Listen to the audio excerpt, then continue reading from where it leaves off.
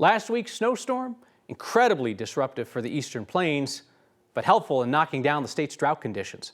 Last week, the USDA said 34% of the state's land was under drought. This week, it's down to 10%. The measure of severe drought across the state dropped from 9% to 4%. But researchers are also warning that our average precipitation might not be enough to pull us out of droughts in the future. According to new work from scientists at UCLA and NOAA here in Colorado, global warming is causing drought conditions in the West even in years they get normal snow and rain. Their research published this week in Science Advances focused on the conditions driving Western drought between 2000 and 2022.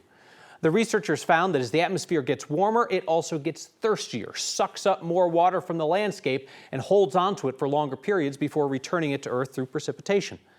In the past 20 years, they say that evaporation was the biggest driver of drought in the West, rather than just a lack of snow and rain. So as temperatures continue to increase, researchers predict droughts will get more extreme, more widespread, even when precipitation is normal.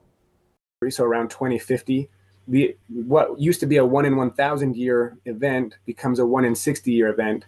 And by the time we get out to 2100, the climate models show that to be a 1 in 6 year event. Or in other words, almost every time you have a drought, it will look a lot like that 2020 to 2022 drought that we experienced across the Western United States.